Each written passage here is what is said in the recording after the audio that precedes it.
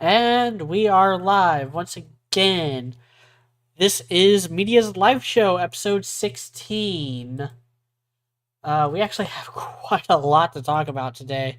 I may have bit off more than I could chew with the subject matter that I plan on talking about today, not just with the main article that is in the stream's title, but also with the stuff that I'm actually going to lead off the stream with here in just a minute. I just gotta finish sharing this to Twitter.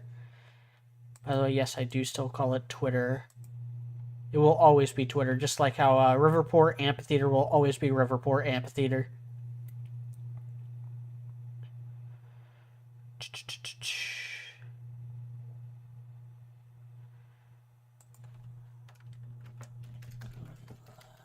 Talking about Jimper Blizzards and current events.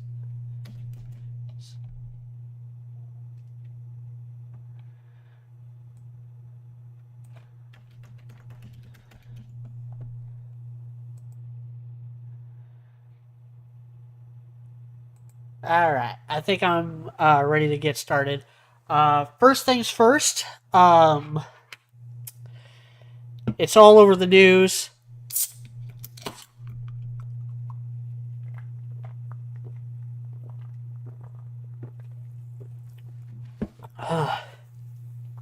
Sorry.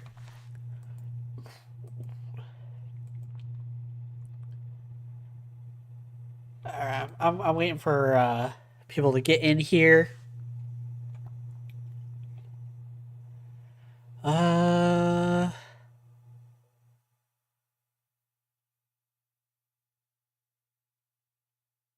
Yeah. All right. So, first things first. The big news from this last week is the assassination of Charlie Kirk. I try to refrain from politics on the live show here, simply because I want to keep this live show to be like, light media focused, stuff like that. And I already said pretty much everything I need to say about it on Twitter. Political assassination is always wrong. It is almost it never works. Like even when the assassination is successful, it doesn't actually work. Look at Lincoln. Look at the political assassination of Abraham Lincoln.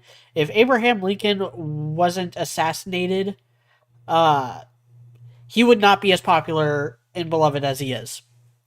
He would have gotten. He would have had to foot a lot of the bill for Reconstruction, and maybe he would have done a better job with Reconstruction than Andrew Johnson did. But he also may have done a worse job. Um, and it would have likely soiled a lot of his reputation, and people would be a lot more willing to undo a lot of the stuff that he did that was bad.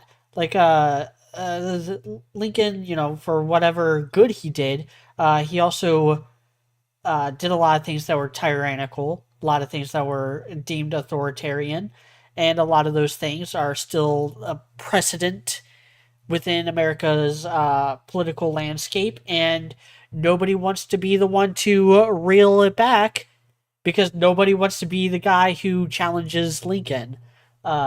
It's political suicide to do so, and it's all because John Wilkes Booth martyrized him.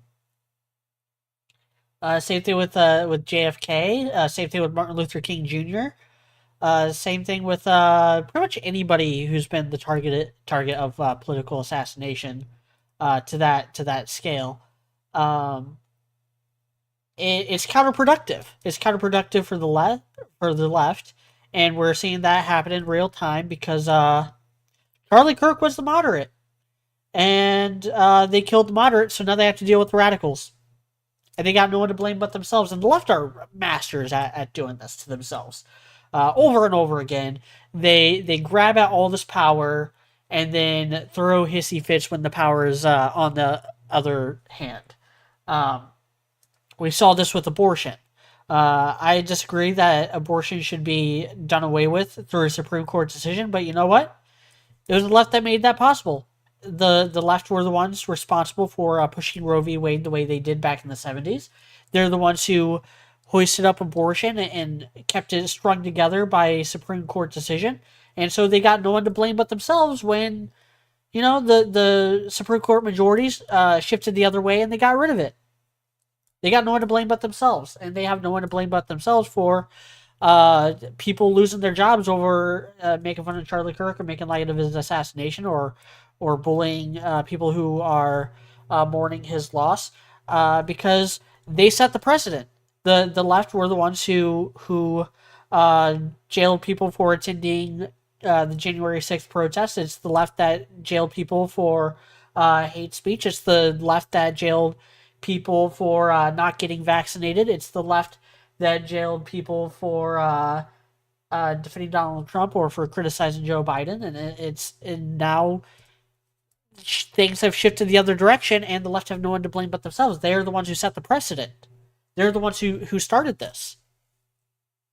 But that's all I'm going to say about the Charlie Kirk situation. I have one other somewhat political topic to talk about. Actually, I got two. One of them I don't count either of these as political, but they can be construed in that way. The first is the news that just came out about Bocchi the Rock. I don't. I never watched Bocchi the Rock. I didn't read the manga. I don't know anything about it, but apparently it just came out that one of the art directors for the anime purposely altered all the character designs to be like more flat chested and stuff and pubescent. And it's because they're like a feminist who thought that like Bocchi the Rock, like many other animes, were promoting unrealistic beauty standards, stuff like that. And I'm against that.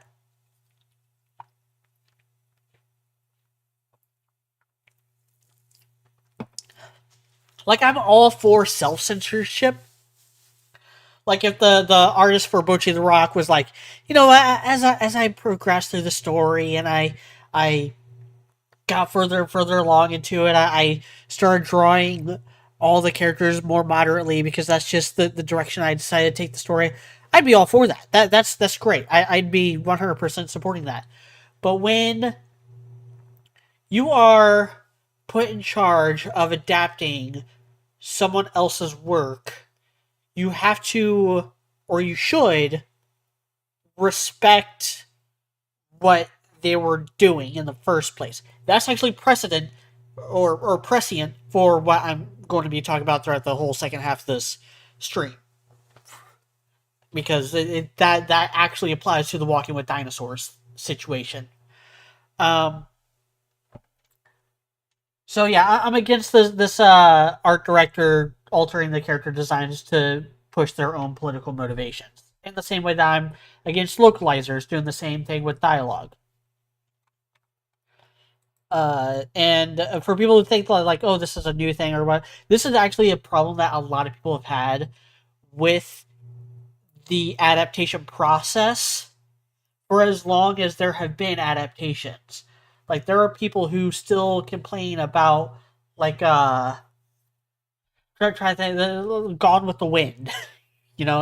How far back it goes. There's people who still complain about all the alterations that Wizard of Oz made to the books, back in the 30s.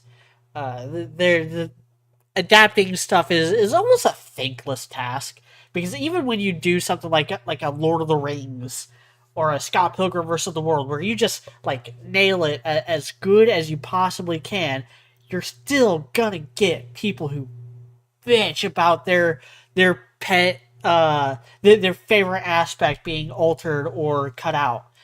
Like I think The Dark Knight is one of the greatest movies of all time. It's kind of a poor Batman adaptation, though. It doesn't really have a lot of what makes Batman comics so much fun. It's almost ashamed of its comic book roots, and that's kind of a shame. It just happens to be a great movie, despite all that.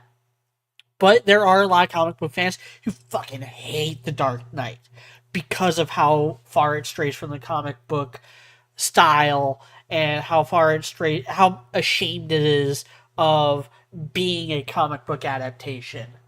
Uh, so again, like adapting something or continuing something from someone else's work is kind of a thankless task. You see, One Piece also comes to mind, where like they don't even change things in One Piece. They just kind of drag things out, and they'll occasionally like bring something to life in a way that people weren't really imagining it.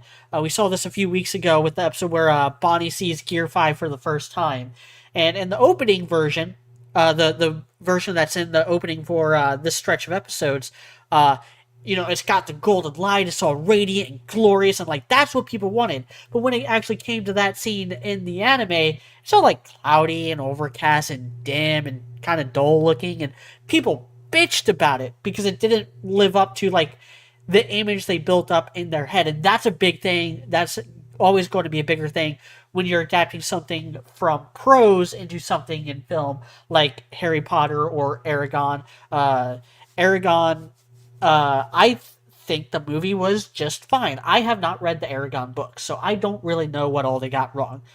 But apparently they got enough wrong to where there's massive fan backlash from people who had read the books, and that word of mouth spread to where the movie flopped and it never got a sequel.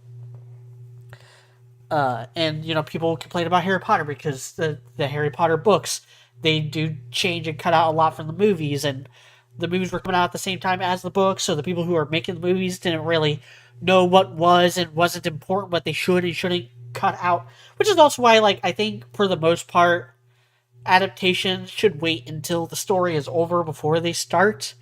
Um, unless you're like working very closely with the director, or if you're trying to do like a one-to-one adaptation thing, like One Piece or My Hero Academia, because then you basically just keep everything and just add on to it.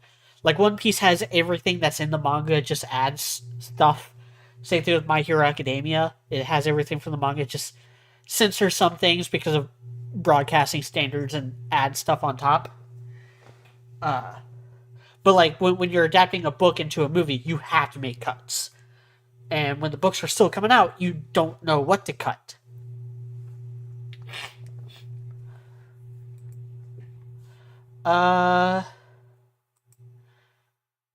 Next, kind of serious political topic. There is, unfortunately, I think it's a pair of suicides. I know one of them is basically confirmed to be a suicide, and the other one is still under investigation.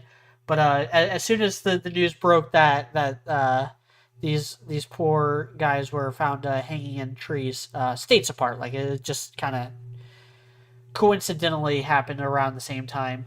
The lot of activists on Twitter, a lot of armchair activists, a lot of people whose only education is through TikTok, making claims about racist lynchings and stuff, and it's just the leftist activists want to be the victims so bad. They're so desperate to become the victims again, because right now with the whole Charlie Kirk situation, they are the perpetrators of violence and not the victims. But they're just so desperate to become the victims again that they are literally like weaponizing a guy's suicide to push their agenda. And it's not the first time that they've done this. Anybody remember Jellopocalypse's abysmal vote video from 2018 where he did the exact same fucking thing?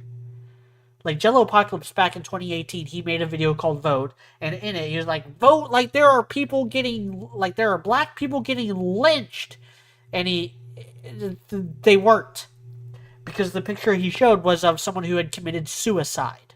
He was using fully knowing someone's suicide. Like this was confirmed. Like it was in the article that he was posting that this person had committed suicide, and Jellopocalypse was using that person's suicide to push this narrative that racial tensions were higher than ever, and that you should all vote Democrat because of it. Fuck that dude, by the way. Fuck him. One of the worst pieces of scum ever to be, ever to get a career off of YouTube. Uh, but now let's talk about some lighter stuff. It's time to talk about um the Demon Slayer movie. I have not watched this, but I will be commenting on like the story stuff because I have read the manga. I haven't seen the movie though, and I don't know if I'm ever going to. I actually still haven't sat down and watched the last two arcs of the anime. I watched the Entertainment District with the Sound Hashira, uh, but that was it. That was the last thing from Demon Slayer I consumed.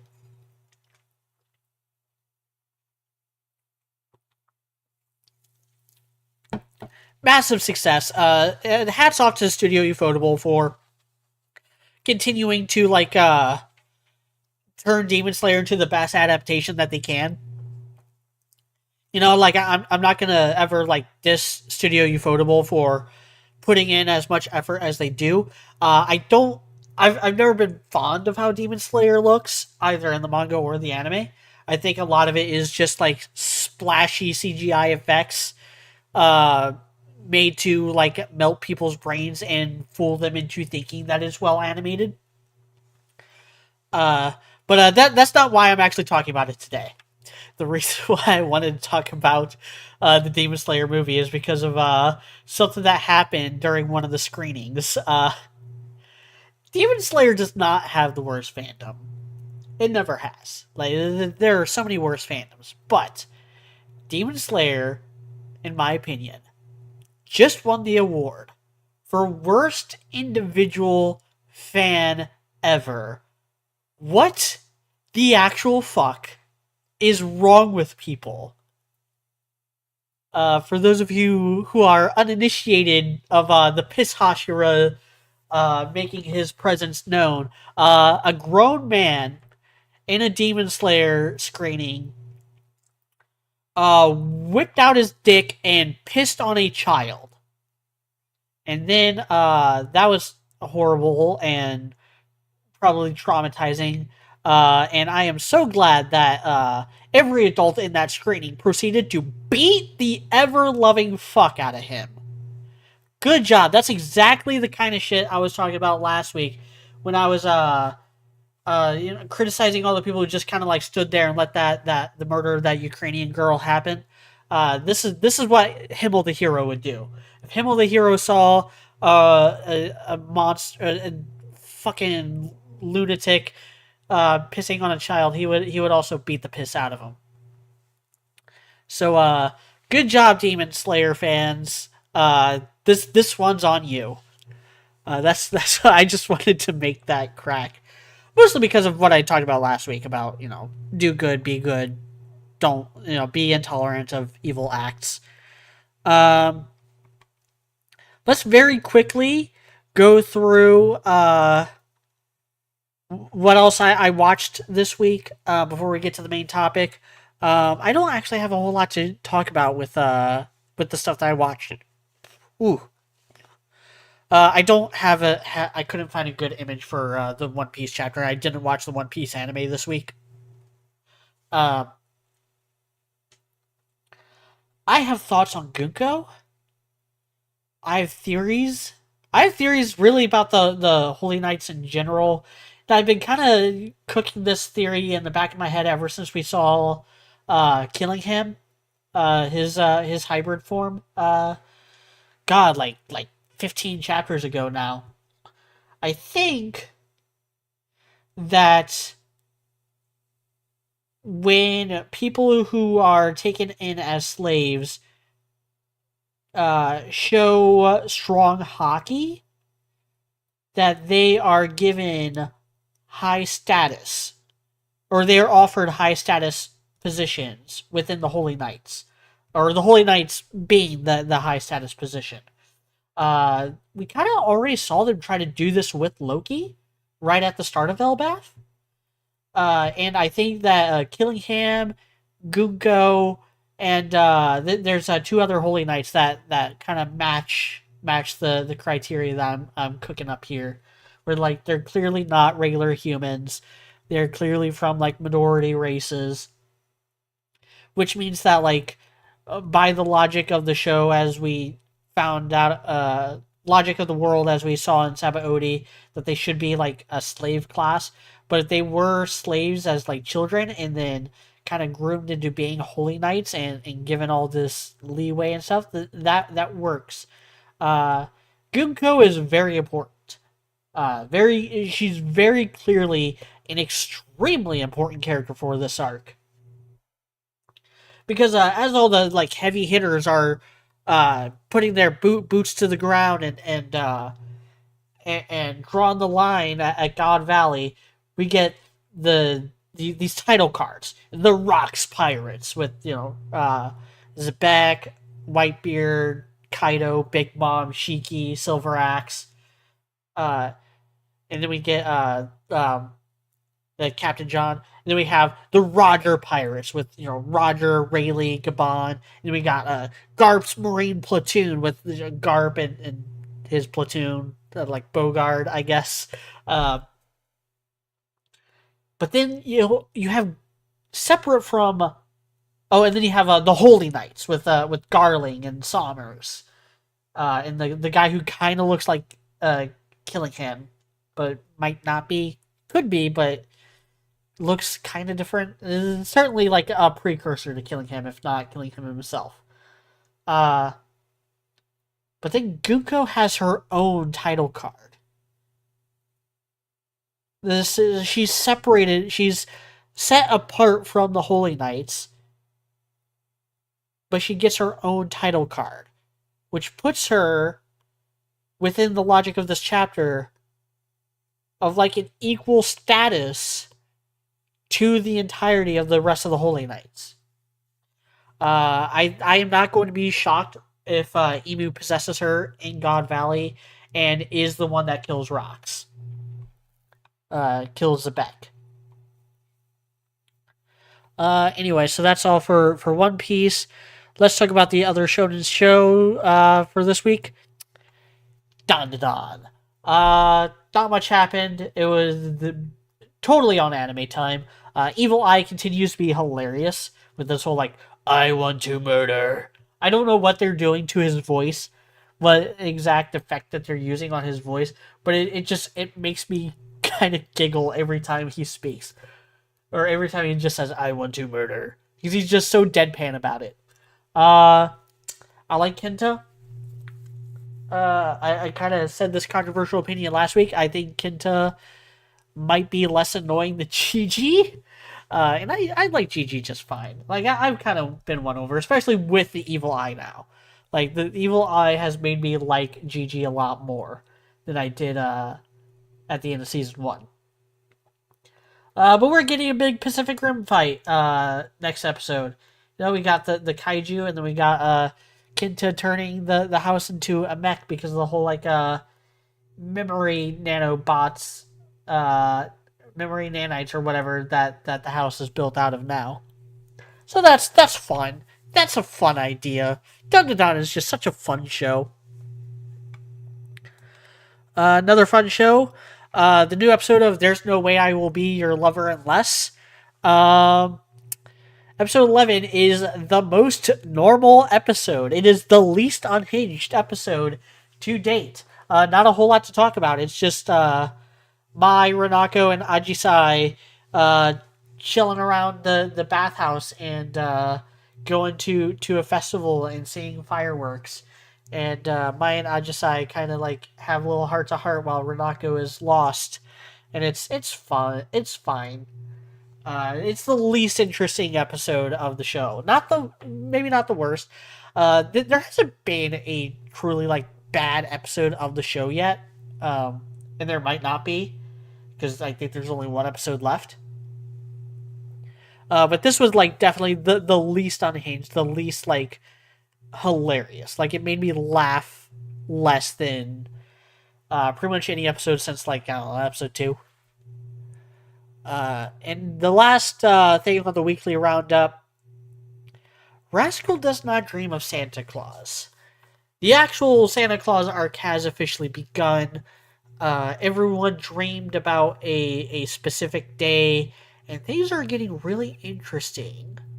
And I definitely saw after this picture in particular because I think this is a very big hint at what is going on, or how this, or maybe not what is going on, but how it's going to resolve. And if I am right, I will be very happy because my biggest complaint with Rascal as a series is that it is very like a wish fulfillment-y. Like I keep asking, like, would it kill the series to have a guy go through puberty syndrome? Like, would it kill Sakata to like just not be romantically involved with girls that aren't his girlfriend? There's a big complaint I had with the student arc that just wrapped up.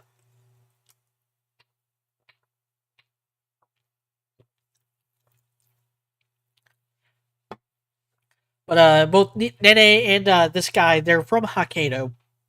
It's apparently like fairly uncommon for people from Hokkaido to come to school in whatever area the school is in. And the fact that he can't remember why he joined the school, and this little nurturing look she gives him as she like picks up his scarf and sets it back down, makes me think that he's her Sakata, or was her Sakata, and that he's forgotten about her. Similarly to how Sakata initially forgot about Mai in like episode 3, right? 3? Yeah, episode 3. And how Sakata had to like remember her just long enough to like have his big embarrassing climactic confession in order to wish her back into existence. I think this is gonna go in a similar route with Sakata kind of like playing a side character role. And I really like that because I do like Sakata. I do like Sakata as a lead. He is a very great main character. Um, but I think putting him on the sidelines and making him more utilizing his experience with these sorts of situations that he's built up since season one, in order to have him be like a mentor figure, or like a veteran of this sort of thing, and have him help guide these people more. Like be more of a guide rather than like someone who is caught up in their bullshit. Because in season one, he did help a lot of people, but it was all kind of like revolving around him. You know, it was the girl he falls in love with, and then it was the girl who falls in love with him, and then it was his best friend, then it was his girlfriend and sister, then it was his sister. Whereas this has been like a lot more, you know, people that he kind of knew in college, people he kind of knew in middle school, people he kind of knew beforehand before getting caught up in them. It's a lot less close to home for him in this season compared to the first season. Uh, and so I think this role suits him more. That plus the whole like hanging threat of something bad happening to Mai, and uh, the lingering threat of like all this other stuff, and the mystery of like Toko Kirishima, and why she like seemingly doesn't exist in any other timeline. Uh, the dominoes are set up for this to be a really great arc, and I am excited to see it through.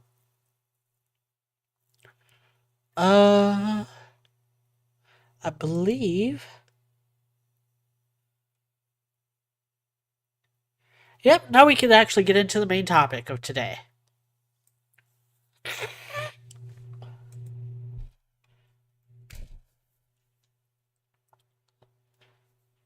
Walking with Dinosaurs 2025 is a massive, massive disappointment.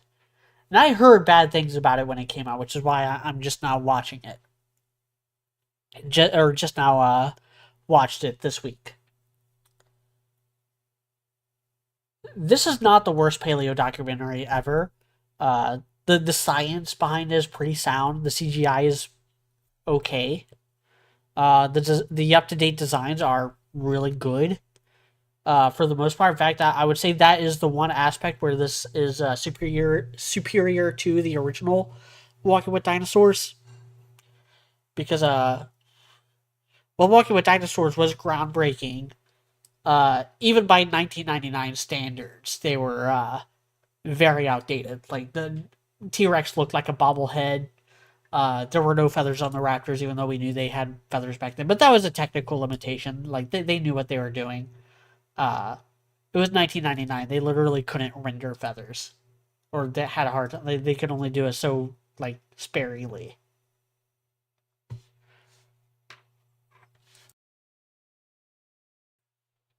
Uh, I'll be right back.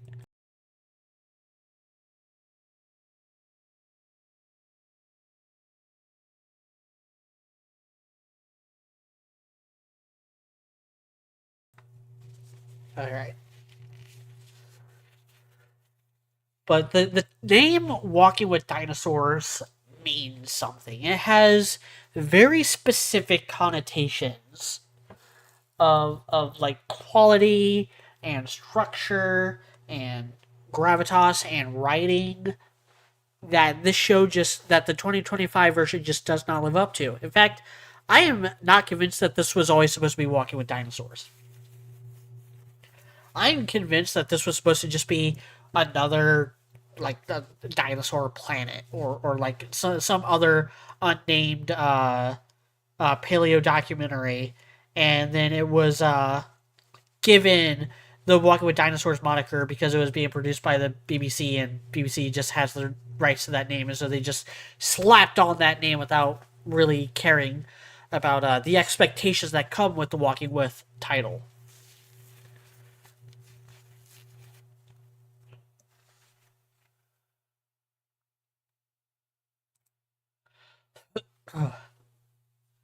Uh, the original Walking with Dinosaurs was 6 episodes, and each episode was its own individual story, but together they told the story of the age of dinosaurs. Starting with the late Triassic, when dinosaurs were still kind of like in the shadow of the more basal archosaurs like Postosuchus. Then as they grew to giant size in the late Jurassic with Diplodocus, Allosaurus, Stegosaurus. And then we got glimpses of like the coastal skies and the deep seas, and then we even got like Antarctica, an episode dedicated to like Antarctica slash Australia, and what was going on in the mid to late Cretaceous there, and then finally like late Cretaceous, T Rex, Triceratops, or I guess it was Torosaurus that they decided to use, um, Dromaeosaurus, Anatitan, which is actually just Edmontosaurus. Anatitan is no longer a valid genus. Um, and chronicling the last days of the dinosaurs. No, it was able to tell a fully complete epic story in 6 parts using that structure.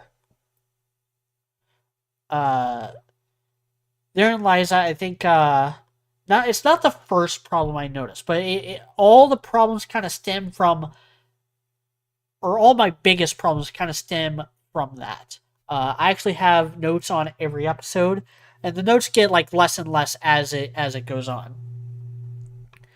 So episode 1, The Orphan, talks about Clover the Triceratops in Montana 66 million years ago. And therein lies the very first issue. Uh, 5 of these 6 episodes take place in the Cretaceous. I think it's like of those 5, I want to say, let's see, we got 1, 2, 3, 4. 4 of them take place in Cretaceous North America. We have 1 that takes place in Cretaceous Africa and 1 that takes place in Jurassic Europe.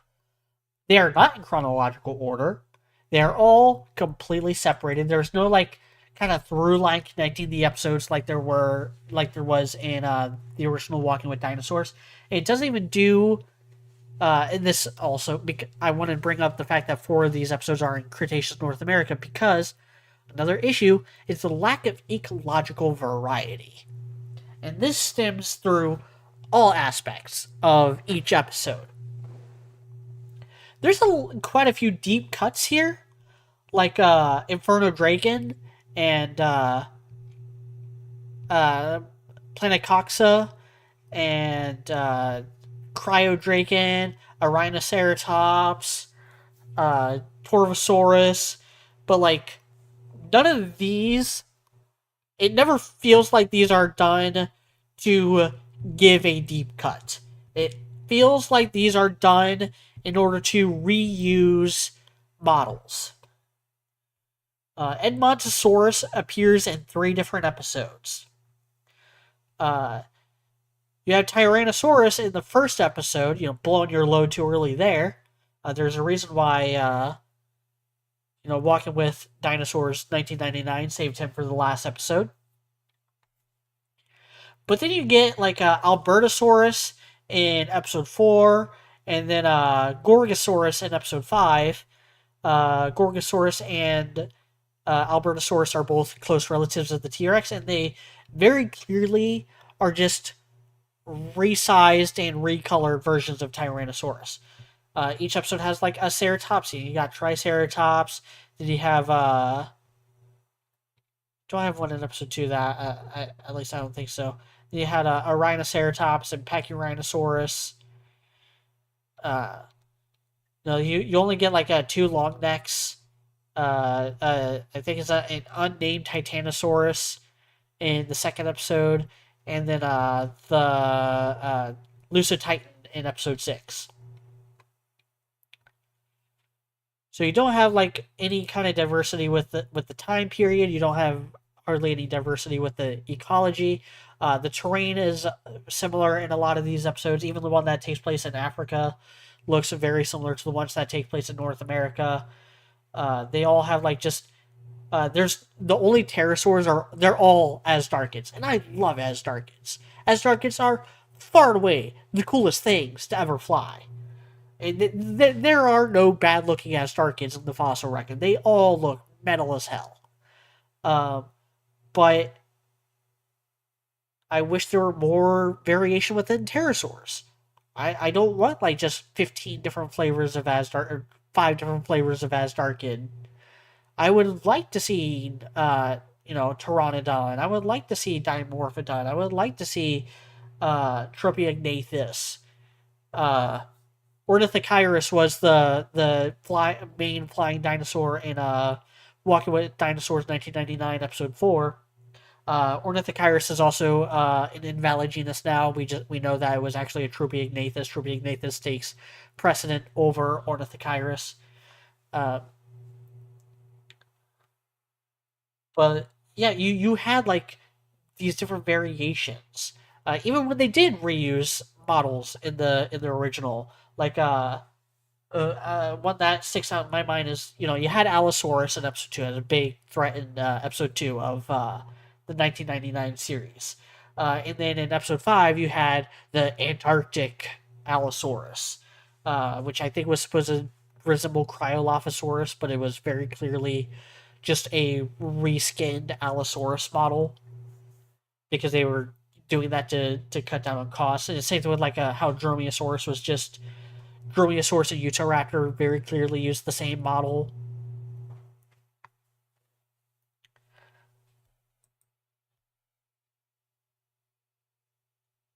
Uh, so yeah, so these are all problems that are within the dinosaur section. There's also like a lack of animalistic behavior, and I think we were all spoiled by Prehistoric Planet. On this note, uh, Walking with Dinosaurs just doesn't offer anything new as far as behaviors go. There's no real speculation. There's no bizarre behaviors. There's no like mating rituals like there were in both the 1999 series and in Prehistoric Planet. Uh, and this also like brings up another reason why I was so put off by how much of this takes place in the late Cretaceous, because Prehistoric Planet has 2 seasons and it's all late Cretaceous. That was actually a big complaint I had with that series, but Prehistoric Planet never pretended, it never had the expectation of being the story of dinosaurs the way that Walking with Dinosaurs was. It was like we were going back in time 66 million years and we were basically making a 66 million years ago version of Planet Earth. Planet Earth is a documentary series that is made by a lot of the same people who work on Prehistoric Planet, and its whole thing is like vignettes, taking different biomes and be like, this is what it takes to survive out in the desert. This is what it takes to survive out in the swamps. This is what it takes to survive out in the tundra. Uh, and Prehistoric Planet was very much the same thing. Like its episodes were like coast, jungle, desert, mountains. Like those were the titles of episodes. Uh, but here it's just all forests. You have like a kind of a coastal plain in episode 6, more of a marshland in episode 2, and then the rest is just temperate conifer forests of North America. But like, yeah, where are the speculative behaviors? Where's the speculative biology? Where's the speculative biology? Where's all this stuff that like might not be 100% supported by the fossil record, but are still like creative and make sense and are fun and interesting? This is a very boring series because of that. And then the big problem, one that everyone talks about, is the use of human characters. Uh, we follow various groups of paleontologists throughout the series, and they're not even like the same paleontologists. So there's no narrative through line with them either. It's just a different group of paleontologists each time. So you're not getting invested in their story either. And they all just it always spoils what's happening in the dinosaur segments, because it always cuts to them and then they find something or pretend to find something. It's very staged. Like it's very staged. Like we're not actually discovering these things with them. They're very much like just going and then acting like they found these fossils for the first time, even though they didn't. Like it's very staged, very rehearsed, very phony. Uh, and then they'll talk about something, and then they'll mention something, and then the narrator will repeat that something, and then we'll see that something in the dinosaur segment with the narrator repeating it for a third time. This happens with every single segment of each of these 6 episodes. I think it would have been better if you had like something like Dinosaur Planet, where you had the dinosaur segments, and then it would just pause, and then you'd have like the little 2D animated graphics being drawn over the screen as the paleontologists take over and comment and show you the science behind it, like show you the biomechanics of what's going on, show you the how these behaviors line up with the fossils that were found, and actually like give like merge the two together. This is also what the Ballad of Big Al, the Walking with Dinosaurs special from I think it was like 2001, did, where it would like stop and be like, okay, these are the parts of the skeleton that show that this is probably what happened or is what could have happened to cause these fractures and stuff. Uh,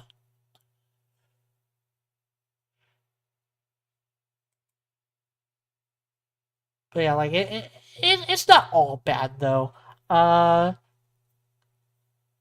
I mean, the cutting back and forth is bad. Like it prevents us from getting invested with either the humans or the dinosaurs, because every time like it starts to build up to something, every time it starts to like build momentum, it just cuts back to the human people digging in the dirt. Uh, like no disrespect to paleontologists, obviously that was my original dream, you know, long time ago when I was just but a wee lad. Uh,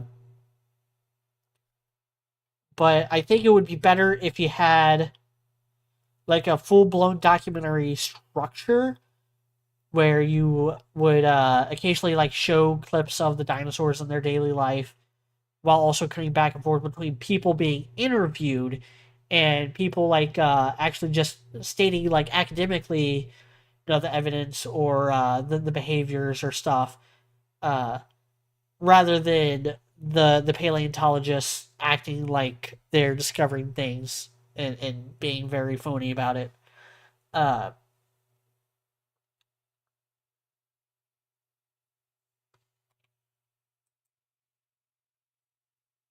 yeah, it's just very inconsistent with that.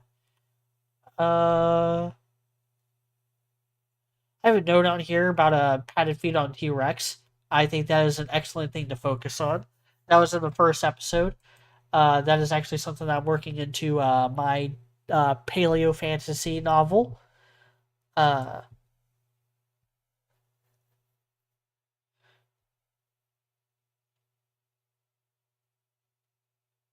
but yeah, like this was overall just very boring. It was very disappointing because like Walking with Dinosaurs means something, and the original Walking with Dinosaurs, for all its faults, it meant so much to me as a kid, and it's still like the most entertaining paleo documentary out there. Like I think Prehistoric Planet is pound for pound better, and it's certainly a better documentary, especially like since it uses all up to date stuff, and the CGI is just so good. That's another thing. Like Walking with Dinosaurs, the 1999 series used a lot of practical effects, and it had like the people who actually like gave a shit, going out there and interacting with the environment and then painting the dinosaurs in post. Like they did a lot to like make things look as good as possible, and they would blend all these practical effects with the CGI seamlessly. They have these like really elaborate puppets for like Postosuchus and the Tyrannosaurus uh, youngster child, blanking on chick. What would you call a baby Tyrannosaurus? What is uh, baby Tyrannosaurus Rex called?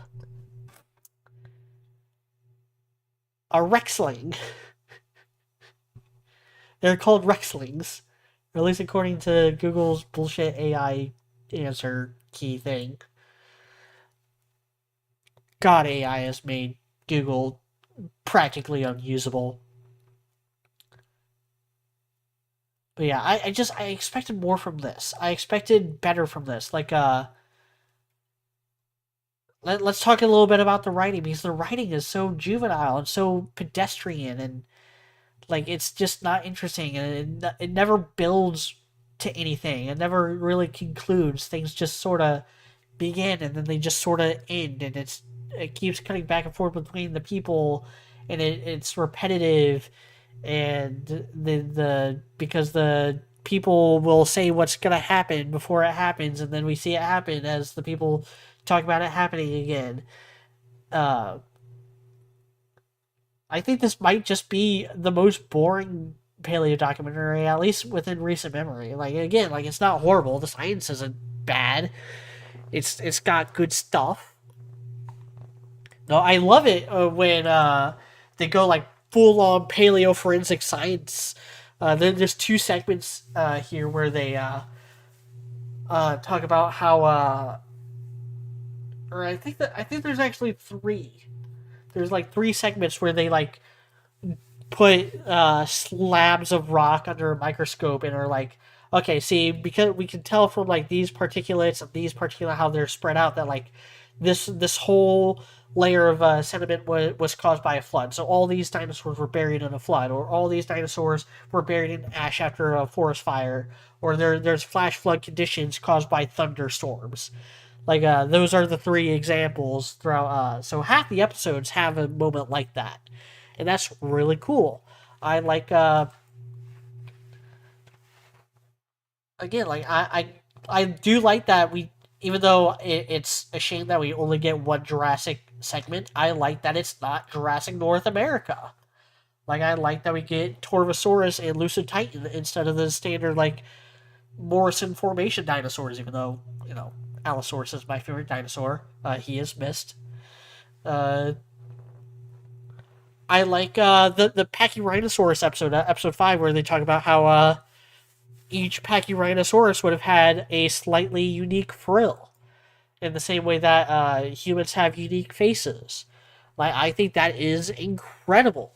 I had heard about that through the like Rubiasaurus Styracosaurus paper that came out. I want to say like 10 years ago now, uh, where they basically discovered uh, a specimen that had like a full frill, like a fully complete frill, but it was completely like asymmetrical. And it threw everything we knew about North American ceratopsians into question, because now it's like, oh, turns out that frill shape is no longer valid for distinguishing different genuses, because they can grow differently and they can all be unique to the individual.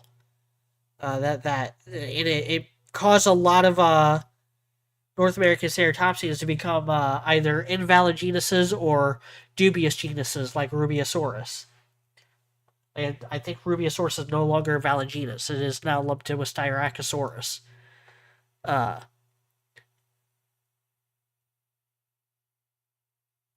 but it's just hard to describe how dull it is and why it's dull. With this unscripted format, I did watch a few videos trying to like get more into details about it after I was done with the final episode. But it all just comes back to like the structure and the gravitas, and just every detail about like the the headspace that this documentary exists in is just, it's just wrong. It's not walking with dinosaurs. It's not walking with we think about like life on our planet and telling this epic story, this like JoJo's Bizarre Adventure style thing where, yeah, each episode has a different lead, but it's all telling the story of life on our planet. Life on Our Planet actually comes to mind. That was a fun documentary. I don't think I ever ended up finishing it though, because it's on Netflix and I don't actually have Netflix. At least not hooked up down here. Um,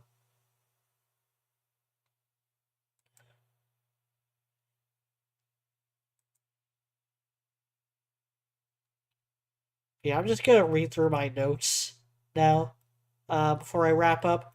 Yeah, so episode 1, The Orphan, is Clover the Triceratops, Montana, Late Cretaceous. You also get like Inferno Dragon, Tyrannosaurus, and then Montosaurus. Episode 2 is The River Dragon. It's Sobek the Spinosaurus. Kudos to them for having this, what I think might actually be the best Spinosaurus model ever put to film. Like, this is actually the best episode, I think. But it's the Kim Kim riverbeds, 100 million years ago, so mid Cretaceous Africa. You also get like Carcharodontosaurus, unnamed iguanodontid, Titanosaurus, and Onchopristis, which is a big, like a skate-like fish that Spinosaurus would have eaten. And then we also get Alonka as our resident Asdarkin. It also says that there are 8 species of crocodile at this time. It doesn't really show any, or it doesn't really name any. That's a little disappointing. Episode 3, Band of Brothers. It's George the Gastonia in mid Cretaceous Utah. Uh, uh, Contemporary of Utahraptor. Utahraptor, I think it's up there with Spinosaurus as being like the best model. Like, I think yeah,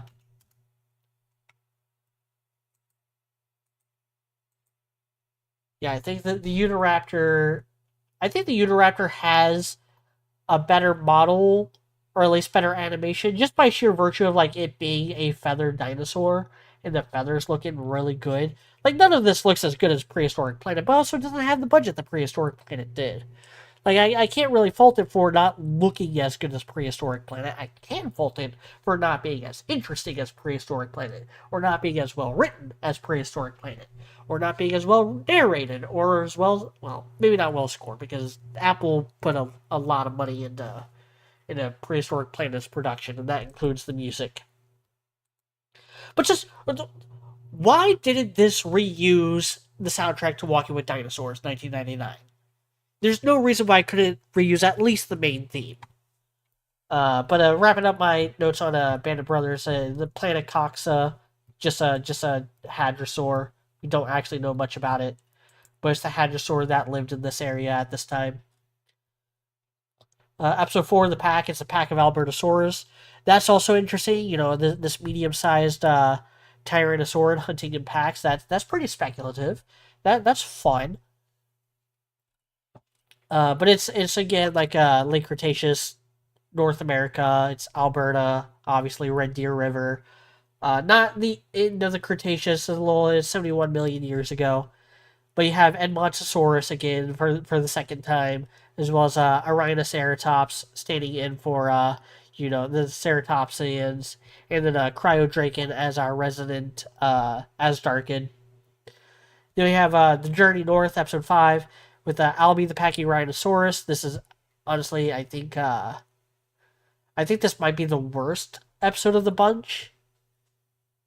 This is where it kind of comes clear that the dinosaurs aren't really behaving like animals. They're behaving like land before time creature. Like this and the Orphan were both really bad about this. The two episodes focus on ceratopsians. Like just no self-preservation instincts for these juvenile ceratopsians. Like they act like they're in Land Before Time sequels and not like, real animals. Uh, but this is again Canada, 73 million years ago. So this is almost contemporaneous with what was going on with episode 4.